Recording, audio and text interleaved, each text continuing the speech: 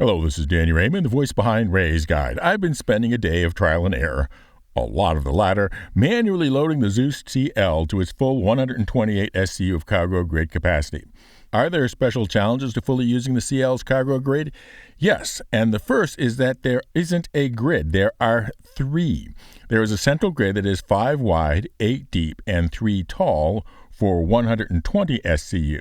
The remaining 8 come from 2 smaller grids on each side of 2 by 1 by 2 high. The thing is, if a box placed partially on one grid and partially on the other, it will not snap, likely because the 2 grids are not perfectly aligned. So the only solution for those is 2 SCU boxes on each. The second challenge is that the grids completely go from edge to edge, both horizontally and vertically. They completely fill the space. The ladder entrance on the ES is a convenience, but on the CL it is a necessity. But it means that you have very little room to work with. So sure, you could fill up the 2 side grids and then bring in 2 full 32 SCU boxes and be more than halfway done with it.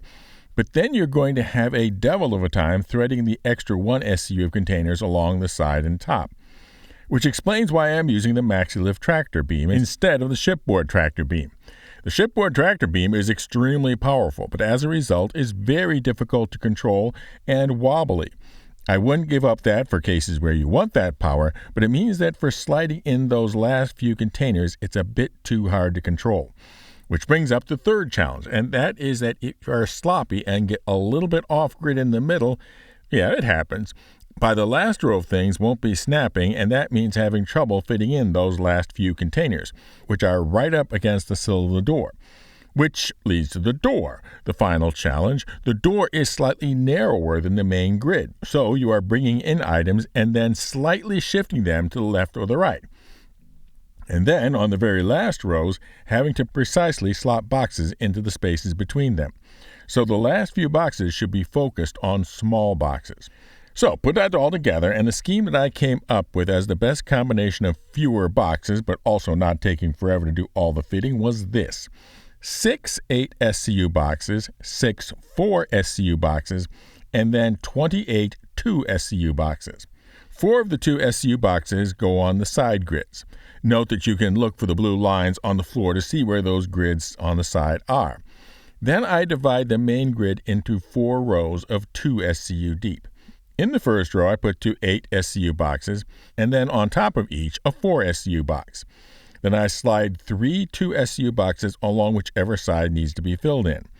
If you're wondering why I don't use a 16 SCU box instead of the 2 8s, the 8s fit through the door in any direction, while the 16 needs to go in lengthwise and then be rotated, which is tight for the last 2 rows. If you're wondering why I don't use a 4 SCU box sideways on the end, note that 4s placed vertically do not snap to the grid. That is in fact a general rule. Square boxes like 1s and 8s can snap on all 6 sides, but rectangular boxes can only snap on 2 or 4 sides. That works for the first 3 rows, and then the last row I fill in with nothing but 2s because that makes the careful sliding around and fitting or these door jambs easier. And there it is, packed to the walls, literally, and ready to take someplace else. It might seem that a lot more boxes than is necessary, and it is, but you aren't trying to optimize for the least number of boxes.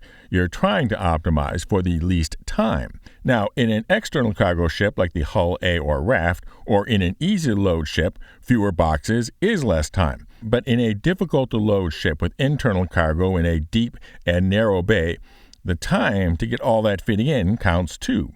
There's also an advantage to not using too many different sizes of containers in your plan. The reason is that if in your loading plan the next box you need is a particular size, but on the freight elevator, which you have no detailed control over, that box is hidden behind rows of other size boxes, then you will be doing extra tractor work to get to it. And that is another reason why my layout plan for the CL only uses 3 box sizes. Anyway, I expect you to come up with your own cargo layouts for the Zeus II CL, or whatever cargo ship you're using, and you should. But my goal here was to give you a starting point and to describe the unique considerations regarding cargo loading on the CL.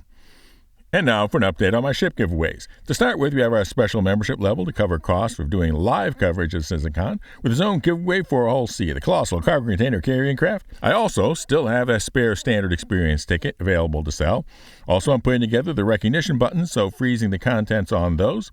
Plus, we have our regular Grow the Channel ship giveaways for the Zippy Zazzy Zaftig Zephyr. Yes, the Zeus II cargo, the subject of this video. And we're really almost right there. Just need a couple hundred more subscribers, and we'll be giving away this ship, cargo grid and all, as well as the marvelous multiplayer multi-role mining meta, the Erasta.